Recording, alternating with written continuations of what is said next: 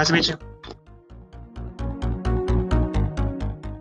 For me, robotics was kind of this in-between gateway as a learning activity, but also something I thought was fun, of kind of taking what used to be garage tinkering and then tying in together all these cool new technological advancements that we've made through computing and applications of different programming, mainly programming, but also in terms of human and machine interfacing. I've always liked robotics. It's been a fun thing. I grew up in the age of RC cars, and so it just felt very natural. I wanted an opportunity to give back, but also for something that I've always had interest in, which was technology and learning more in this quasi new world of robotics, right? Because I knew robotics as a kid from just playing with kits and toys and other fun things like that. And also tinkering around with small little projects, learning about microsensors and whatnot, and playing around with little devices and taking apart things and putting them back together.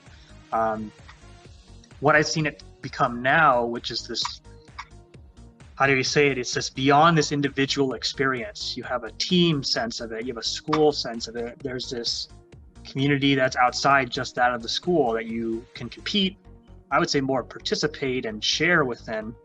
That to me is pretty exciting. There isn't much of that I remember growing up witnessing. It would be competitions and it'd be kind of pitted individuals versus individuals, or you could say school versus schools, but there wasn't a sense of this bond between competitors that I see within the robotics community on many different types of competitions, whether it be virtual only or in person. Like I discussed, the biggest hurdle right now with many students is just not having access to the equipment.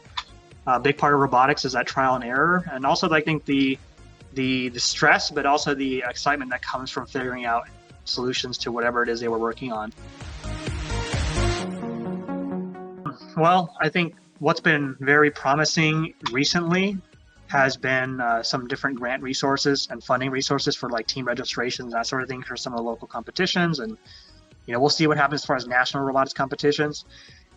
That has been a very positive sign because fundraising is a big part of robotics in order to stay alive year after year and kind of keeping up with whatever the trends are, as well as the competitions changing year after year.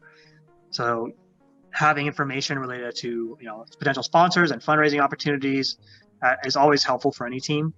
Another thing as well is getting different robotics teachers together or coaches together as well and engaging them through trainings. I think having small trainings of 1 to 2 hours to go over whatever may be related to this robotics platform or to a competition that's coming up with more details that we locally can answer.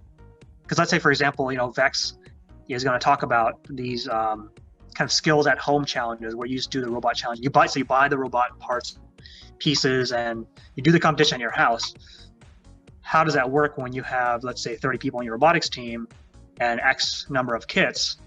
And then as far as who's going to submit what footage to represent your team, but you, the teacher, want to give equal access to all your students to participate. And so there's a little bit of work to be done as far as communicating with our local robotics teachers or coaches on how to execute their courses outside of what's already being done right now, which is using a lot of online learning through programming sequences, through videos on robotics platforms. Some teachers are able to send kits home. Students work on projects, submit videos, and that sort of thing. So